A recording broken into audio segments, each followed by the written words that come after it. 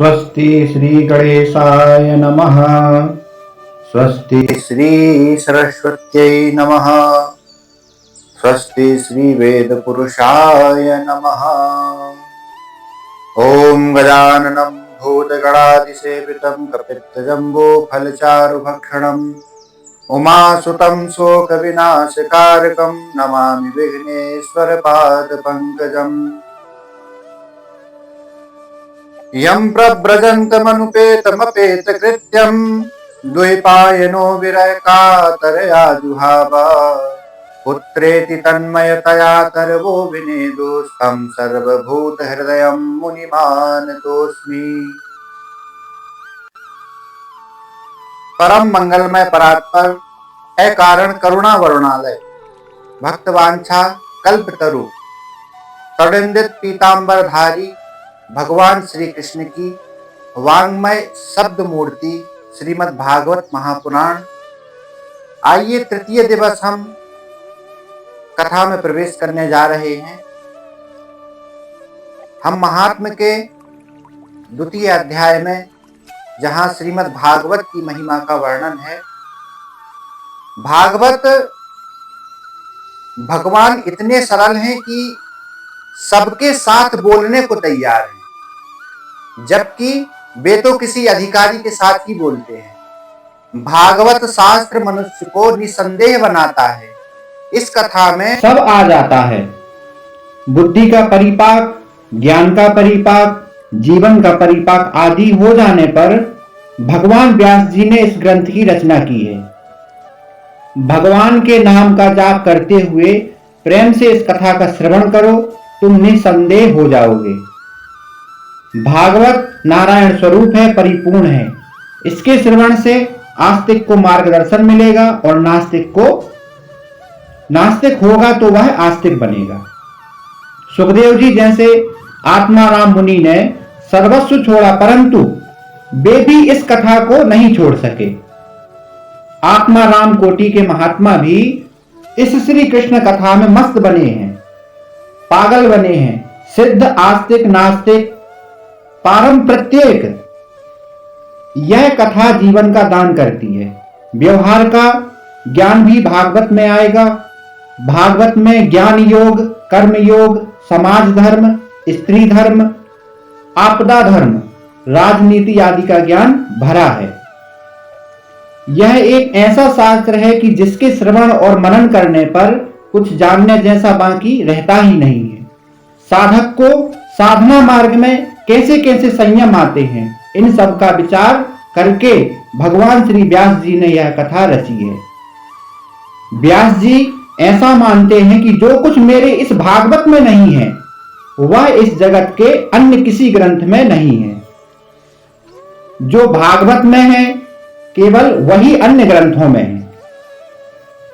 यदि हास्ति तदन्यत्र यन्ये हास्ति न कुत्रचित्।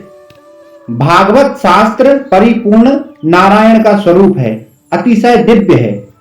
व्यास जी के आश्रम में गणपति जी महाराज प्रकट हुए। व्यास जी ने कहा, मुझे भागवत शास्त्र की रचना करनी है, परंतु इसे लिखेगा कौन? गणपति जी ने कहा, बहुत खुश हुए। बोले, मैं लिखने को तैयार हूं, परंतु मैं एक क्षण भी खाली नहीं बैठूंगा। विघ्नहर्ता है गणेश। गणपति जी का वाहन तो चूहा है। चूहे का अर्थ है उद्योग। जो उद्योग पर बैठता है उसकी सिद्धि और बुद्धि दासी बनती है। सतत निरंतर उद्योग करोगे तो रिद्धि और सिद्धि आपकी दासी बनेगी। एक क्षण भी ईश्वर के चिंतन बिना ना बैठो। प्रत्येक मार्ग के प्रारंभ में गणपति की पूजा की जाती है। गणपति जी विघ्नहर्ता हैं। गणपति का पूजन करने का अर्थ है जितेंद्रिय होना। गणपति जी कहते हैं कि मैं खाली बिना काम के बैठता ही नहीं हूं। जो हमेशा कार्यरत करता है उसका अमंगल नहीं होता।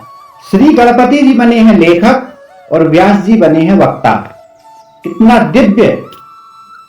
श्री गणपति जी ने कहा, मैं तो एक क्षण भी खाली नहीं बैठूंगा, आपको 24 घंटे कथा कहनी होगी। तब व्यास जी ने कहा, मैं जो कहूं वह योग्य है या अयोग्य, इसका पहले आप विचार करें और विचार पूर्वक लिखें।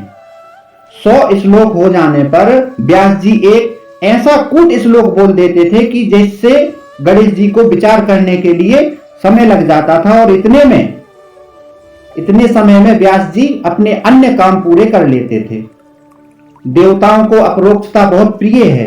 लिखा है कि राजा चित्रकेतु की 1 करोड़ रानियां थीं। संसार के विषयों को जो मन में रखता है वह चित्रकेतु है। संसार के सर्व चित्र जिसके मन में बैठ गए हैं वही चित्रकेतु है। ऐसा मन में जब विषयों में तन्मय हो जाता है तभी वह मन 1 करोड़ रानियों के साथ रमण करता है, ऐसा इसका अर्थ है। श्री भागवत में अनेकों बार ऐसे प्रसंग आते हैं जिनका श्रोता और वक्ता विचार करें कि उनका लक्षणार्थ क्या है। इस बात का भी हम विचार करें कि इसके लिए व्यास जी के अतिशयोक्ति भी है कि और किसने लिखा है। जैसे कि हिरण्याक्ष के मुकुट का अग्रभाग स्वर्ण से स्पर्श करता था और उसके शरीर से दिशाएं आच्छादित हो जाती, उसका लोभ दिन प्रतिदिन बढ़ता ही जाता है। तत्व बताने का उनका यह इस कथन से उद्देश्य था। सत्कर्म में विघ्न आते हैं, इसलिए 7 दिन की कथा का क्रम बताया गया है। अन्यथा सूत जी और सोनकादि की कथा 1000 दिवस चली थी।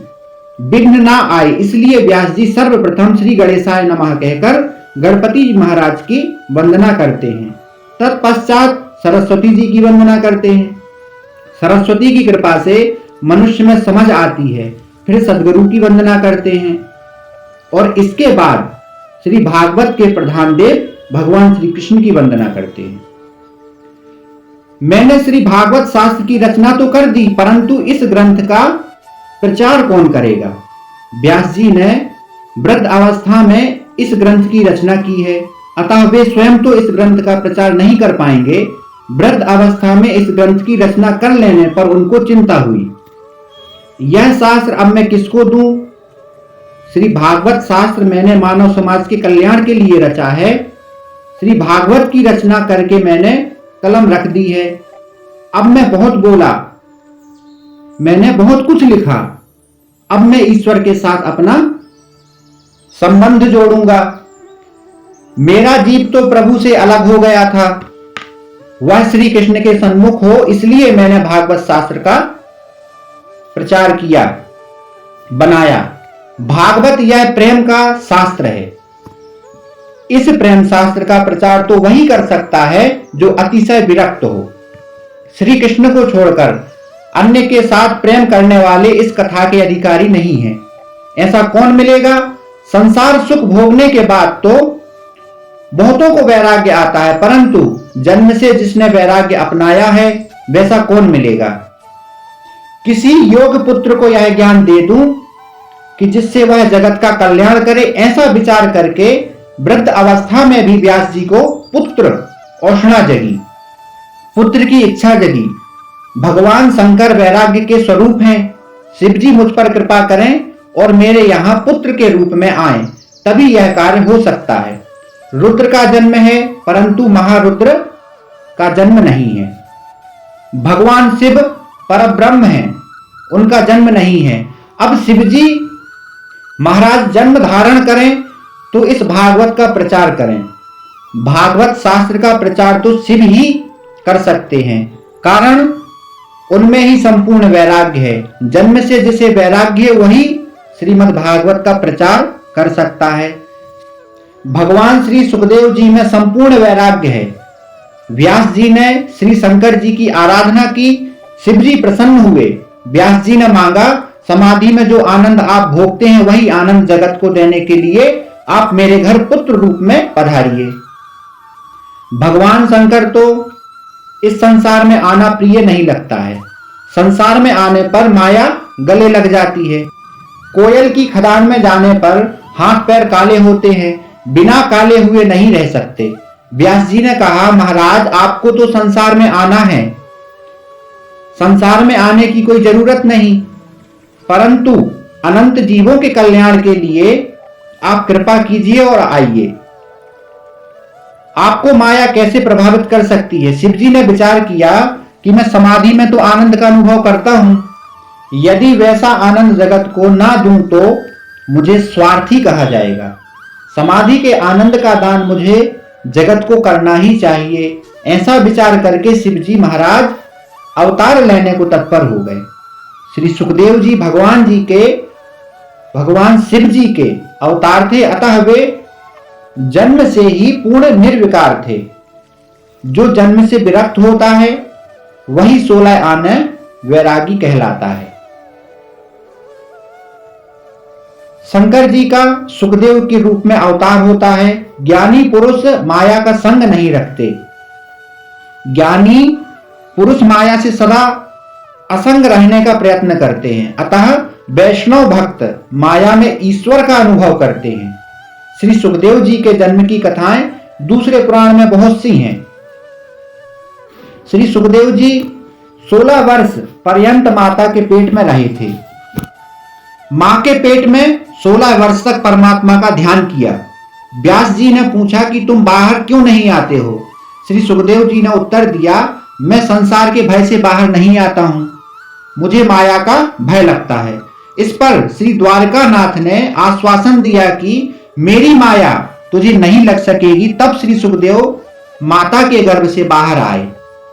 श्री सुखदेव जी की ब्रह्मनिष्ठा, वैराग्य, अलौकिक प्रेम लक्षणा भक्ति देखकर व्यास जी श्री सुखदेव जी को मान देते हैं। जन्म होते ही श्री सुखदेव जी वन की ओर जाने लगे। अरणी देवी माता ने प्रार्थना की कि मेरा पुत्र निर्विकार ब्रह्म रूप है, यह मेरे यहां से दूर ना जाए, इसे रोकिए। व्यास जी ने उसे समझाते हुए कहा, जो हमें प्रिय लगता है वही परमात्मा को अर्पण करना चाहिए, वह तो जगत का कल्याण करने जा रहा है। तत्पश्चात श्री व्यास जी भी विह्वल हो उठे। विचार करते हैं लौटकर आने वाला नहीं। व्यास जी महाज्ञानी थे, फिर भी पुत्र के पीछे दौड़े हैं। व्यास नारायण श्री सुखदेव जी को बुलाते हैं, हे पुत्र वापस लौटो, मुझे छोड़कर जाना नहीं। मैं तुम्हें लग्न यानी विवाह करने के लिए आग्रह नहीं करूंगा। तो श्री कृष्ण का ध्यान करते करते और सबका भान भूले। उस उत्तम अवस्था में, भान भूली अवस्था में कौन किसका पिता, कौन माता, लौकिक संबंध का विस्मरण हो जाता है, तभी ब्रह्म संबंध होता है। जब तक लौकिक संबंध का स्मरण रहता है तब तक ईश्वर के आसक्ति भक्ति नहीं हो पाती है। सर्वव्यापक हो चुके हैं श्री सुखदेव जी। वृक्षों द्वारा उत्तर देते हैं कि हे मुनिराज, आपको पुत्र के वियोग से दुख हो रहा है, परंतु हमको तो जो पत्थर भी मारते हैं हम उसे भी फल देते हैं। वृक्षों के पुत्र कौन हैं? वृक्षों के पुत्र उनके फल हैं। पत्थर मारने वाले को भी फल दे वही वैष्णव है। तो आप पुत्र वियोगी में किस लिए रोते हैं? आपका बेटा तो जगत कल्याण करने चला है। व्यास जी अभी तक व्यग्र हैं। इस पर श्री सुखदेव जी ने कहा, यह जीव तो अनेक बार पुत्र बना और अनेकों बार पिता बना। वासनाओं में बंधा जीव अनेक बार पिता पुत्र स्त्री बनता है, अनेकों बार पूर्व जन्म में स्त्री शत्रु भी बनता है। अपनी वासनाओं के कारण दादा ही पौत्र बनकर आता है और वासना ही सदा पुनर्जन्म का कारण बनती है। पिताजी, मेरे और आपके अनेक जन्म हुए हैं, पूर्व जन्म याद नहीं करते, यही अच्छा है। पिताजी, ना तो आप मेरे पिताजी हैं और ना ही मैं आपका पुत्र हूं। आपके और मेरे सच्चे पिता तो भगवान श्री नारायण हैं। वास्तव में जीव का सच्चा संबंध ईश्वर के साथ ही है। पिताजी, मेरे पीछे ना पड़ो, श्री भगवान के पीछे पड़ो। आप अपना जीवन परमात्मा के लिए बनाइए।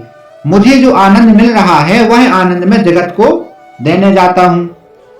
श्री सुखदेव जी वहां से नर्मदा तट आए हैं। श्री सुखदेव जी ने कहा है कि नर्मदा के इस किनारे पर मैं बैठता हूं और सामने के किनारे पर आप विराजिए। अब मेरा ध्यान छोड़ दो, मेरा ध्यान ना करो। दूर से चाहे आप मुझे देखते रहें, परंतु ध्यान तो परमात्मा का ही करें। जो परमात्मा के पीछे पड़ते हैं वह ज्ञानी हैं। पैसे के पीछे मत पड़ो, परंतु परमात्मा के पीछे पड़ो। भागवत की कथा सुनने के बाद आप भी परमात्मा के पीछे पड़ो, तभी कथा श्रवण सार्थक होगा। यह नर नारायण के पीछे पड़े तो कृतार्थ होता है। व्यास जी आपकी पत्नी को समझाइए कि यदि सुखदेव जी तुम्हें अति प्रिय हैं तो इस अंतर्यामी को अर्पण करो। जो हमें अति प्रिय लगता है वह प्रभु को दे दें, यह भी सबसे प्रिय बड़ी भक्ति है। ऐसे सर्वभूत हृदय स्वरूप मेरे सद्गुरु श्री सुखदेव जी के चरणों में मैं बारंबार वंदन करता हूं, प्रणाम करता हूं। श्री सूत जी ने श्री सुखदेव जी को प्रणाम करके इस कथा का आरंभ किया है। कहते हैं एक बार नैमिषारण्य के क्षेत्र में शौनकादि कहते हैं 88,000 ऋषियों को,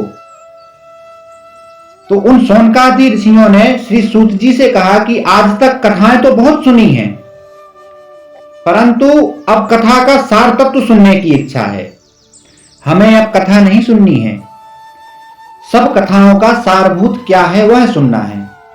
कथा सारम मम कर्ण रसायनम, कहते हैं ऐसी कथा सुनाइए कि हमारी भगवान श्री कृष्ण में भक्ति दृढ़ हो, हमें श्री कृष्ण की प्राप्ति हो। जैसे मक्खन सबका सार है, वैसे सबका सार तत्व श्री भगवान कृष्ण है। श्री ठाकुर जी को मक्खन बहुत प्रिय है, लाला को मक्खन प्रिय है। हमारी ब्रज गोपियां कहती हैं ना, लाला को मक्खन भायो रे, कुछ और न काम आयो रे। मक्खन सबका सार है और परमात्मा सार भोगी है। आज तक बहुत प्रिय ग्रंथ पढ़े हैं, जिसे परमात्मा को प्राप्त करना है ऐसे साधक को आज्ञा है कि वह बहुत ग्रंथ ना पढ़े। अनेक ग्रंथ पढ़ने से बुद्धि में विक्षेप खड़ा हो जाता है। हमारे भगवान श्री बालकृष्ण सार भोगी हैं, अतः वैष्णव भक्त सार भोगी है। अतः सर्व कथाओं का सार तत्व सुनने की इच्छा हुई है। जीव प्रकृति के भोग छोड़े और श्री कृष्ण में मन जोड़े। भागवत मक्खन है, दूसरे शास्त्र दूध दही जैसे हैं। सारे शास्त्रों में सार रूप यह श्री कृष्ण कथा है। शौनक जी कहते हैं कि ज्ञान और वैराग्य के साथ भक्ति बढ़े ऐसी सारभूत कथा सुनाओ। ज्ञान बढ़े, भक्ति बढ़े, ऐसा सार सत्य सुनाइए कि जिसमें हम भगवान का प्रत्यक्ष दर्शन करें। ज्ञान वैराग्य के साथ भक्ति बढ़ाने के लिए यह कथा है। कथा रोने के लिए होती है। महान भक्तों के, महान पुरुषों के चरित्र सुनकर हमें ज्ञान होता है कि ओहो, मैंने अपनी आत्मा के उत्तरार्ध तो कुछ किया ही नहीं। कथा सुनने के बाद यदि आपके पापों के लिए पश्चाताप हो और प्रभु के प्रति अपने हृदय में प्रेम जगे, तभी कथा श्रवण सार्थक होता है। संसार के विषयों के प्रति यदि वैराग्य ना हो और प्रभु के प्रति प्रेम ना जागे तो ऐसी कथा कथा नहीं है। ब्रह्मा जी ने नारद जी से आज्ञा की है, बेटा कथा ऐसी कहकर आइए जिससे लोगों को मेरे प्रभु के प्रति भक्ति जागे। कथा मनुष्य के जीवन को सुधारती है, जीवन का परिवर्तन करती है। कथा मनुष्य के जीवन में क्रांति करती है। कथा सुनकर भी यदि जीवन में कुछ परिवर्तन ना हो तो मानो कि तुमने कथा सुनी ही नहीं। शौनक मुनि ने इसलिए प्रार्थना की है कि मेरे ज्ञान बढ़े, मेरा भक्ति बढ़े, ऐसी कथा आप हमको श्रवण कराएं। अकेली भक्ति बढ़े ऐसा नहीं कहा उन्होंने, भक्ति ज्ञान और वैराग्य के साथ साथ बढ़े। हलवे में लौकिक दृष्टि से गेहूं की कीमत कुछ अधिक नहीं है, किंतु आटे के बिना हलवा नहीं बन सकता। तत्व की दृष्टि से विचार करें तो आटे की कीमत घी जितनी होती है। हलवा बनाने में घी, गुड़ और आटे की जरूरत एक सी है। इसी प्रकार ज्ञान, वैराग्य और भक्ति की जरूरत एक समान ही है और जीवन में इन तीनों की जरूरत है। 16 आने ज्ञान और वैराग्य आए तभी जीवन का जीव भाव जाता है। जिसमें ज्ञान, भक्ति और वैराग्य परिपूर्ण हो वही उत्तम वक्ता है। अनेक ऋषि मुनि वहां गंगा के किनारे बैठे थे, परंतु कथा करने को कोई तैयार नहीं हुआ। तब भगवान ने श्री सुखदेव जी को प्रेरणा दी कि वहां जाओ। श्री सुखदेव जी में ज्ञान, भक्ति और वैराग्य परिपूर्ण है। भागवत शास्त्र में प्रेम शास्त्र का शास्त्र है। प्रेम तो 5वां पुरुषार्थ है। श्री कृष्ण के प्रेम में देह भान भूले तो मानो प्रेम सिद्ध हुआ। परमात्मा प्रेम को ही अपना स्वरूप कहते हैं। ज्ञान मार्ग में प्राप्ति की प्राप्ति है। ज्ञान मार्ग में जो प्राप्त है उसी का अनुभव करना है। भक्ति मार्ग में भक्ति द्वारा भेद का विनाश करना है। भक्ति मार्ग में भेद का विनाश है, ज्ञान मार्ग में भेद का निषेध है। ज्ञान मार्ग में ज्ञान से भेद का निषेध करने आया है। ज्ञान और भक्ति दोनों मार्ग का लक्ष्य एक ही है। श्री सूत जी कहते हैं, आप सब ज्ञानी हैं, परंतु लोगों पर उपकार करने के लिए आप प्रश्न, तो कृपया सावधान होकर कथा सुनिए। पूर्व जन्मों के पुण्य का उदय होता है, तभी इस पवित्र कथा के सुनने का योग्य मिलता है। कलयुग के जीवों को कल्याण रूपी सर्प के मुख से छुड़ाने के लिए श्री सुखदेव जी ने भागवत की कथा कही है। जिस समय श्री सुखदेव जी राजा परीक्षित को यह कथा सुना रहे थे, उस समय अमृत लेकर स्वर्ग के देवता गण वहां आए। उन्होंने कहा, स्वर्ग का यह अमृत हम राजा को दे देते हैं और बदले में आप हमें यह कथा अमृत पिला दीजिए। श्री सुखदेव जी ने राजा परीक्षित से पूछा कि यह कथा अमृत पीना है या स्वर्ग को अमृत देना है। तब परीक्षित ने श्री सुखदेव जी से पूछा कि स्वर्ग का अमृत पीने से क्या लाभ है। तब श्री सुखदेव जी ने कहा कि स्वर्ग का अमृत पीने से स्वर्ग के सुख मिलते हैं, परंतु स्वर्ग का अमृत दुख मिश्रित है। स्वर्ग का अमृत पीने से पुण्यों का क्षय होता है, परंतु पापों का क्षय नहीं होता। कथामृत के पान से पापों का नाश होता है। कथामृत से भोग वासना का विनाश होता है। अतः स्वर्ग के अमृत से यह कथामृत श्रेष्ठ है। सनत कुमार ब्रह्मलोक में रहते थे। एक बार वे भी इस कथा का आनंद लेने भारत में आए हैं।